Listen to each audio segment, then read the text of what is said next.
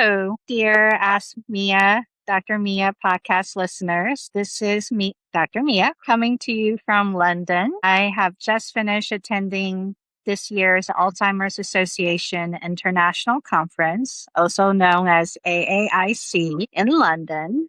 And just wanted to share some initial thoughts and excitement based on what is covered at this conference. The majority of conference attendees are likely more researchers than clinicians like myself, but it is my role and my goal with this podcast to translate information to you that you could use in your daily life, primarily for folks who are in the sandwich generation. So one of the top insights that I think has been really exciting to hear in terms of the research happening at AAIC this year is that there is a lot more research into the gender-based differences between men and women in Alzheimer's disease, and more basic science data showing why there are more women with Alzheimer's disease than men. It's not obviously just that women tend to live longer, although certainly with age, the risk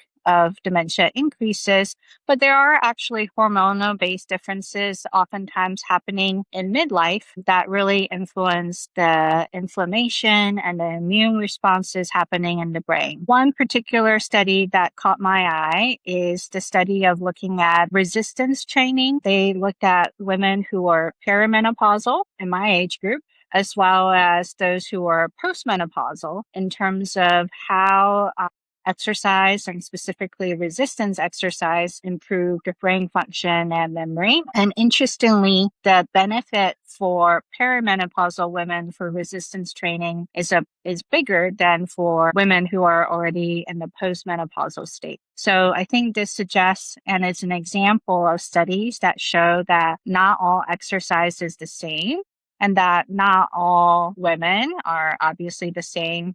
There are different hormonal changes that happen earlier in the hormonal change associated with menopause than later. So I wanted to leave you with that tip to go lift some weights and work on your exercise very consistently across not just policy recommendations, epidemiologic or population-based studies, as well as clinical trials.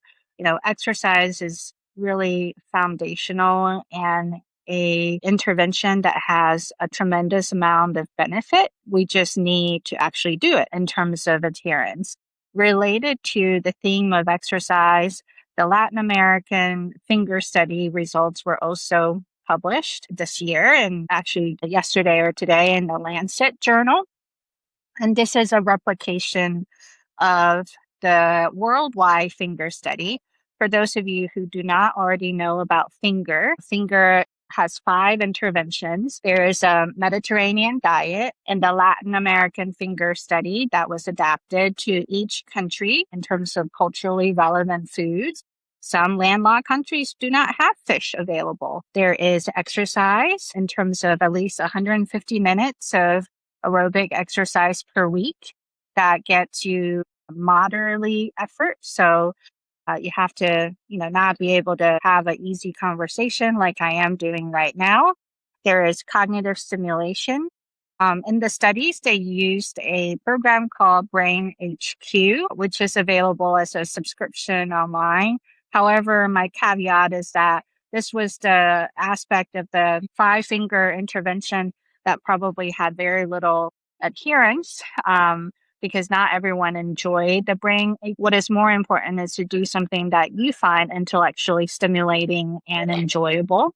There is a social interaction, social component.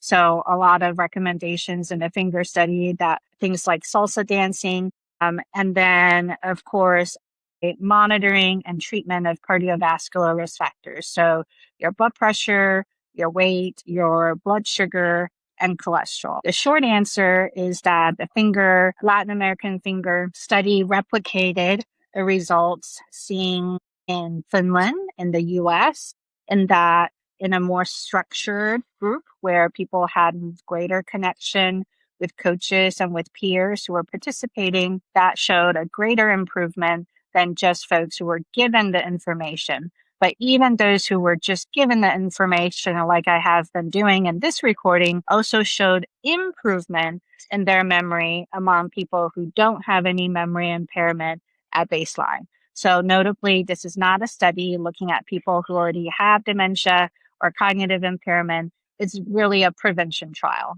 So with that, I will share more as I get settled and wait to hang out for a couple of days in London with my family who are joining very soon. You guys take care and have a great summer.